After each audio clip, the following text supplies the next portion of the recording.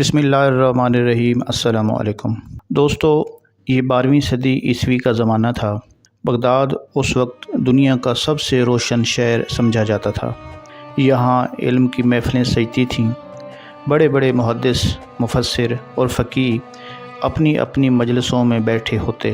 مدارس میں علم کے چرچے ہوتے تھے اور ساتھ ہی ساتھ تجارت بھی اپنے عروج پر تھی۔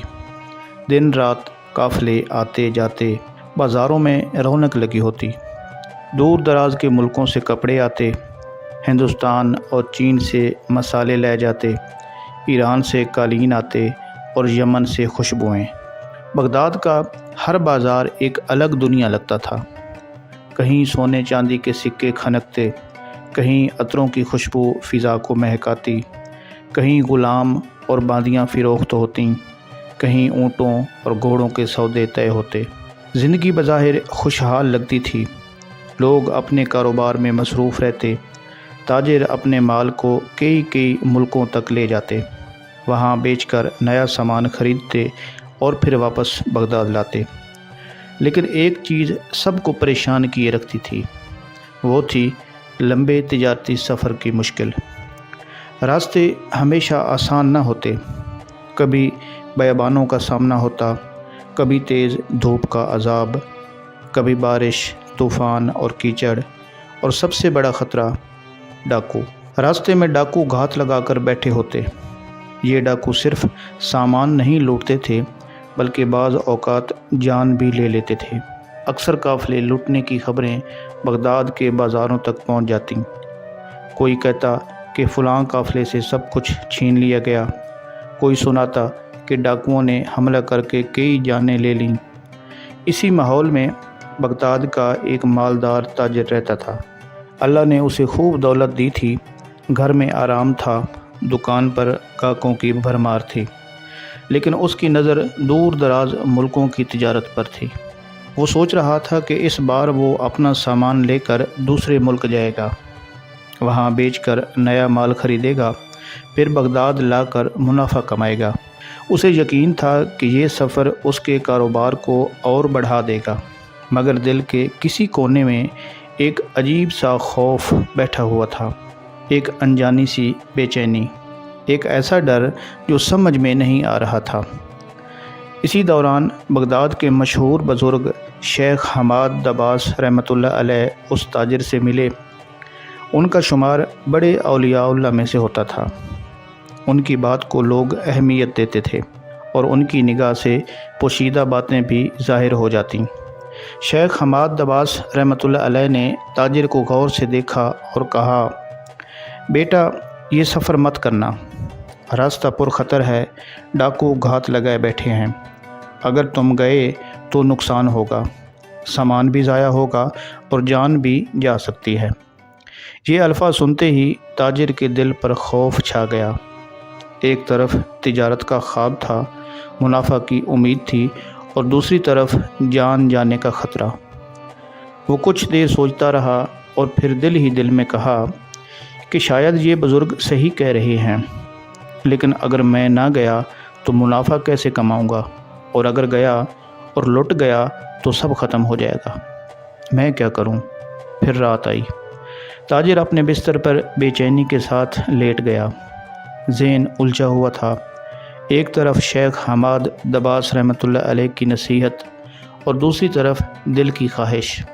وہ کروٹیں بدلتا رہا، آخر کار اسے نیند آ گئی، مگر جیسے ہی آنکھ لگی ایک ہولناک خواب اس پر چھا گیا۔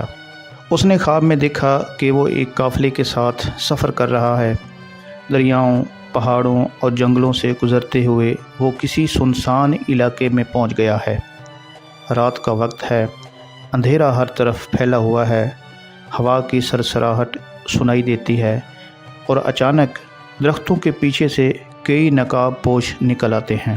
یہ سب ڈاکو تھے۔ ان کے ہاتھوں میں تلواریں اور برچھیاں تھیں، ان کی آنکھوں میں وحشت تھی۔ وہ قافلے پر ٹوٹ پڑے۔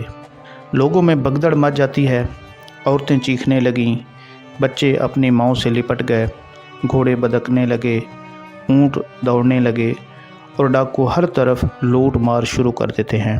تاجر یہ سب کچھ دیکھ کر سہم گیا۔ اس کے قدم اپنی جگہ پر جم گئے، وہ کچھ بھی نہ کر سکا۔ ڈاکو سامان لوٹنے کے بعد اس کی طرف بڑھتے ہیں، وہ کانپنے لگتا ہے، اسے لگتا ہے کہ اب جان نہیں بچے گی۔ وہ خوف سے چیخ مارتا ہے اور اچانک اس کی آنکھ کھل جاتی ہے، وہ خواب سے بیدار ہو جاتا ہے۔ پورا بدن پسینے میں اس کا ڈوبا ہوتا ہے، دل زور زور سے دھڑک رہا ہوتا ہے اور اسے یوں لگتا ہے جیسے خواب حقیقت بننے والا ہے۔ اسی حالت میں تاجر بستر سے اٹھا، دل اب بھی دھڑک رہا تھا، پسینے میں بھیگا ہوا بدن اور خوف کی لرزاہٹ اس کے وجود کو ہلا رہی تھی۔ وہ سوچنے لگا، یہ خواب محض اتفاق ہے یا واقعی آنے والی مصیبت کی خبر؟ اسے شیخ حماد دباس رحمۃ اللہ علیہ کی بات یاد آ گئی۔ وہ بار بار اس کے ذہن میں گونجنے لگی، بیٹا یہ سفر مت کرنا، راستہ پر خطر ہے اور ڈاکو گھات لگائے بیٹھے ہیں۔ تاجر کی بے چینی بڑھتی جا رہی تھی۔ اس نے سوچا کہ اب فیصلہ کرنا بہت ضروری ہے، اگر گیا تو خطرہ ہے اور اگر نہ گیا تو نقصان کا ڈر۔ آخرکار اس نے سوچا کہ ایک اور دروازہ ہے، وہ دروازہ جسے کھٹکھٹانے کے بعد دل کو سکون ملتا ہے، وہ بارگاہ جس میں سوال کرنے سے راستے کھل جاتے ہیں، اور یہ دربار تھا حضرت شیخ عبد القادر جیلانی رحمۃ اللہ علیہ کا، وہی غوث اعظم جن کی دعاؤں سے بے شمار لوگ بچ جاتے ہیں، جن کے فیض سے پریشان دلوں کو قرار آ جاتا ہے، اور جن کی کرامت کے چرچے بغداد کی گلی گلی میں تھے۔ تاجر نے فیصلہ کیا کہ وہ ان کے پاس جائے گا اور ان کے قدم چوم کر ان سے عرض کرے گا۔ یہ سوچتے ہی اس کے قدم خود بخود اٹھ گئے۔ وہ غوث پاک کے دربار میں پہنچا اور ادب کے ساتھ سلام کیا اور لرزتی ہوئی آواز میں اپنا حال بیان کرنے لگا۔ وہ کہنے لگا کہ حضرت میرا سفر طے ہے اور میں چاہتا ہوں کہ تجارت کروں اور نفع کماؤں، مگر دل میں ایک ڈر سا ہے۔ کل رات خواب میں ڈاکوؤں کا حملہ دیکھا اور شیخ حماد دباس رحمۃ اللہ علیہ نے بھی منع کیا ہے، میری سمجھ میں نہیں آ رہا کہ میں کیا کروں۔ حضور غوث اعظم رضی اللہ تعالی عنہ نے ان پر شفقت بھری نگاہ ڈالی، ان کی نگاہ میں سکون تھا، محبت تھی اور ایک عجیب سا اطمینان تھا۔ انہوں نے فرمایا کہ بیٹا اللہ پر بھروسہ رکھو، یہ سفر تمہارے لیے خیر کا باعث ہوگا اور اللہ کی مدد تمہارے ساتھ ہے اور میری دعا تمہارے ہمراہ ہے۔ یہ الفاظ تاجر کے دل میں اتر گئے، سارا خوف جاتا رہا اور دل کو یقین اور حوصلہ ملا، اور وہ مطمئن ہو گیا کہ اب یہ میرا سفر کامیاب ہوگا۔ تاجر قافلے کی تیاری کرنے لگا، اونٹوں پر سامان لادا گیا، نوکر ساتھ روانہ ہوئے، کئی دوسرے تاجر بھی اس کے ساتھ شامل ہو گئے اور قافلہ بغداد سے نکلا۔ راستے میں بیابان آئے، ریت کے طوفان اٹھے، کبھی دن کی تپش نے پریشان کیا، کبھی رات کی ٹھنڈی ہوا نے سکون دیا، لیکن اللہ کے کرم سے سب کچھ خیریت سے گزر رہا تھا۔ تاجر دل ہی دل میں حضور غوث اعظم رحمۃ اللہ علیہ کی دعا کو یاد کرتا رہا۔ ہر مشکل لمحے میں اس کے دل سے دعا نکلتی کہ یا اللہ یہ سفر آسان کر دے۔ آخرکار قافلہ منزل پر پہنچا، وہاں اس نے اپنا سامان بیچا، گاہکوں نے خوشی خوشی خریدا اور اس نے نیا مال خریدا تاکہ بغداد لا کر اسے بیچے گا۔ تاجر کا دل مطمئن تھا، اب وہ واپسی کے سفر پر روانہ ہوا۔ قافلہ پھر سے چل پڑا، سامان اونٹوں پر لد گیا۔ تاجر اپنے ہم سفر تاجروں کے ساتھ خوش گپیوں میں لگا رہا۔ وہ سب اللہ کا شکر ادا کر رہے تھے کہ اب تک کا سفر خیر و عافیت سے گزرا ہے، مگر کچھ دن بعد وہی ہوا جس کا ڈر تھا۔ ایک سنسان وادی سے گزر رہے تھے، چاروں طرف پہاڑیاں اور جھاڑیاں تھیں، فضا میں سناٹا چھایا ہوا تھا، قافلہ آہستہ آہستہ آگے بڑھ رہا تھا۔ اچانک گھوڑوں کی ٹاپ سنائی دی، زمین دمکنے لگی، دور سے گرد کے بادل اٹھنے لگے اور پھر درختوں کے پیچھے سے ایک گروہ نمودار ہوا۔ یہ سب ڈاکو تھے، چہرے نقاب سے ڈھکے ہوئے تھے، ہاتھوں میں تلواریں اور نیزے اور آنکھوں میں وحشت تھی۔ انہوں نے قافلے کو گھیر لیا، ان کے نعروں سے فضا لرز اٹھی۔ تاجر اور قافلے والے سہم گئے۔ سب سمجھ گئے کہ اب لوٹ مار شروع ہونے والی ہے۔ ڈاکوؤں نے قافلے کو چاروں طرف سے گھیر لیا۔ ان کی تلواریں دھوپ میں چمک رہی تھیں، ان کے گھوڑے ہنہنا رہے تھے اور ان کے نعرے سن کر قافلے والوں کے دل کانپ گئے۔ عورتیں بچوں کو سینے سے لگا کر رونے لگیں۔ تاجر آپس میں خسر پھسر کرنے لگے۔ کچھ نے بھاگنے کا سوچا اور کچھ نے اپنے مال کو چھپانے کی کوشش کی، لیکن سب جانتے تھے کہ ڈاکو اتنے ظالم ہیں کہ نہ کسی کو چھوڑتے ہیں اور نہ کچھ بچنے دیتے ہیں۔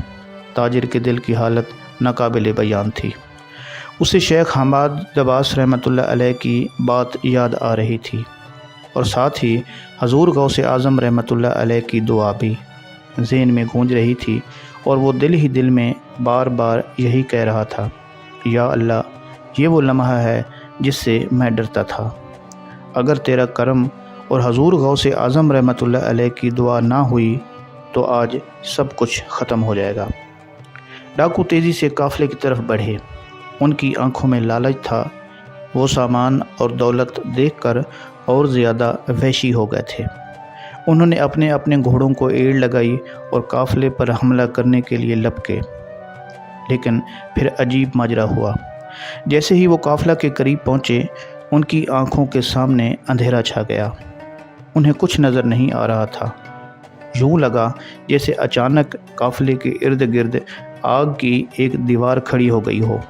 وہ ڈاکو پیچھے ہٹنے لگے۔ انہوں نے آنکھیں ملیں، ایک دوسرے سے پوچھنے لگے کہ یہ کیا ہو رہا ہے، یہ آگ کہاں سے آ گئی ہے؟ قافلے والے حیرت سے ایک دوسرے کو دیکھ رہے تھے۔ انہیں تو کچھ نظر نہیں آ رہا تھا، نہ کوئی آگ اور نہ ہی کوئی دھواں۔ بس یہ ڈاکو تھے جو بار بار گھوڑوں کو پیچھے موڑ رہے تھے، جیسے کوئی نہ دکھائی دینے والی طاقت انہیں روکے ہوئے ہے۔ ڈاکوؤں نے پھر کوشش کی، ایک بار، دو بار، تین بار، لیکن ہر بار وہ قریب آتے ہی خوف زدہ ہو کر پیچھے ہٹ جاتے تھے۔ ان کے گھوڑے بدک جاتے اور ان کے دلوں پر خوف طاری ہو جاتا۔ تاجر کے دل میں ایک روشنی سی جاگی اور اب اسے یقین ہو گیا کہ یہ حضور غوث اعظم رحمۃ اللہ علیہ کی دعا کا اثر ہے، اور وہ بار بار شکر ادا کرنے لگا۔ الحمدللہ، یہ اللہ کی نشانی ہے اور یہ حضور غوث اعظم کی کرامت ہے۔ ڈاکو بار بار کے حملوں کے بعد آخر کار مایوس ہو گئے۔ انہوں نے ایک دوسرے کو اشارہ کیا اور قافلے کو لوٹے بغیر واپس پلٹ گئے۔ ان کی آوازیں اور گھوڑوں کی ٹاپیں آہستہ آہستہ دور ہوتی گئیں، یہاں تک کہ وہ منظر سے غائب ہو گئے۔ قافلے میں سکون کا سانس لیا گیا۔ عورتیں اپنے بچوں کو سینے سے لگا کر اللہ کا شکر ادا کرنے لگیں۔ تاجر ایک دوسرے کو حیرت بھری نظروں سے دیکھنے لگے۔